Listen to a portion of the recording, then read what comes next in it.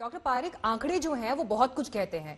बीते 15 दिनों में जो आखिरी के 1 लाख केसेस हैं दिल्ली में, वो ऐड हुए हैं। 5 लाख का आंकड़ा दिल्ली में संक्रमण का पार कर चुका है। और मैं आंकड़े पढ़ रही हूं कि जो 40,000 केसेस भी आए हैं उसमें 25% केसेस दिल्ली और केरल से हैं।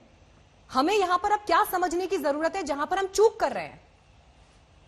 जी, तो पहला तो जो कदम है वो अभी दिल्ली सरकार ने उठाया है कि बहुत स्ट्रिक्ट तरह से देखना चाहिए कि सब लोग जो भी नियम है उसका पालन करें। और हमारे सामने अगर हमको समझना है तो दो बहुत ही क्लियर कट उदाहरण है। 15 जनवरी को दोनों देश, साउथ कोरिया और अमेरिका में पहली केस आई। उसी दिन दोनों देश में पहली केस आई। साउथ कोरिया ने सब नियम ठीक तरह से जगह में रखे, पूरी ट्रांसपेरेंसी से लोगों को कहा कि ये बहुत बड़ी मुसीबत है, इसको कंट्रोल में लेना बहुत ही महत्वपूर्ण है। और जो भी कदम उठाने थे उन्होंने उठाया और 1.5-2 महीने में उन्होंने कंप्लीट कंट्रोल में ले लिया। यूएसए में लोगों को लगा कि इसमें कुछ नहीं है। उनके जो प्रेसिडेंट थे वो खुद बोले कि अभी ये कोई बड़ा प्रॉब्लम नहीं है, सब कंट्रोल में आ जाएगा।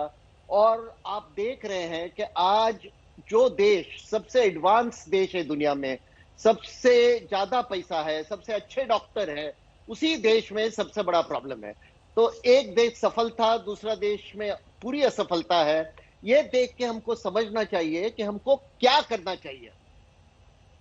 कोई भी प्रॉब्लम में ऊपर नीचे होते जाता है, लेकिन जब हम लोग ठीक तरह से समझ के कदम उठाएंगे तो फिर हम उसको कंट्रोल में ला सकते हैं बिना चीज। बिल्कुल, और ये बहुत जरूरी भी है। डॉक्टर मिश्रा, मैं एक बात आपसे समझना चाहती हूँ। जनवरी फरवरी के टाइम में जब ये केसेस बढ़ने शुरू हुए थे, बहुत सारे प्रिकॉशंस, और क्योंकि वायरस नया था, कोई भी बहुत कुछ ज्यादा उसके बारे में नहीं जानता था, तब से अब तक 8 से 9 महीने का वक्त बीत चुका है। दुनिया भर में कई रिसर्च पेपर्स पब्लिश हुए हैं जिस पर एक्सपर्ट होने के नाते आप लोगों ने उन्हें करीब से पढ़ा होगा, समझा होगा। जिन सावधानियों को बरत रहे थे हम, क्या वो सिर्फ भ्रांतियां थी या उनको अभी भी एज इट इज फॉलो करने की जरूरत है? अगर एक एग्जाम्पल कोट करूं, जैसे हम अखबार घर में ऑर्डर करते थे तो बीच में लोगों ने अखबार मंगाने छोड़ दिए, या सब्जियां आ रही हैं तो उनको धोया जा रहा है, कपड़े आ रहे हैं तो उनको एक तरफ रखा जा रहा है। ये सब कुछ क्या सही था जिसको हम अब तक फॉलो करते आ रहे थे? नहीं, शुरू में बिल्कुल हम लोगों को कुछ पता नहीं था। तो जैसे मैं दो बातें इसमें कहूंगा। मास्क का जैसे इशू था, मार्च में हम लोग कह रहे थे, डब्ल्यूएचओ ने भी कहा कि जिनको सिम्टम्स हैं वो मास्क पहने, और जिनको सिम्टम्स नहीं है वो मास्क नहीं पहने। तो वो बदल गया। अब 8 महीनों में वो बदल गया बिल्कुल। अब सबको मास्क पहनने की आवश्यकता है, डिस्टेंसिंग की आवश्यकता है। ये बिल्कुल बदल गया। दूसरी तरफ दूसरी बात जो थी वो भी ये भी थी कि आपको सिम्टम्स सारे पता नहीं थे उस समय। खाली ये हो रहा था कि गले में थोड़ी खराश होती है, फीवर आता है, गले में खराश है, थोड़ी सांस की तकलीफ होगी जो सबको नहीं होती है।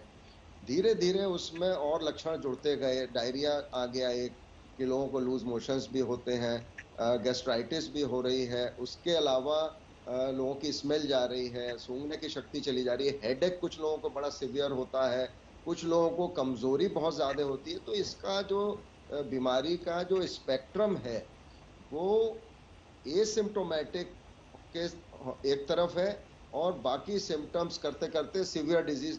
अब लंग का जितना इश्यू था, थ्रोम्बोएम्बोलिज्म जो क्लॉट हो जाता है ब्लड में, उसका बारे में नहीं पता था उस समय।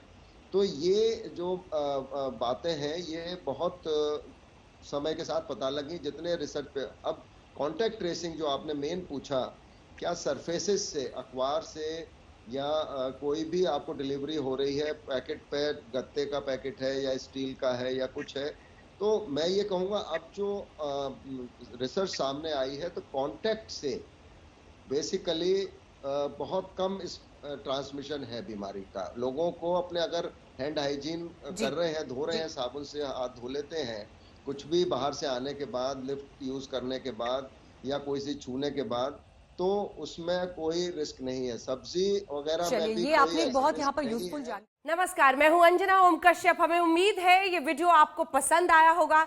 लेटेस्ट खबरों के लिए यूं ही देखते रहिए आज तक, और इस वीडियो के पसंद आने पर लाइक, शेयर एंड सब्सक्राइब करना ना भूलें।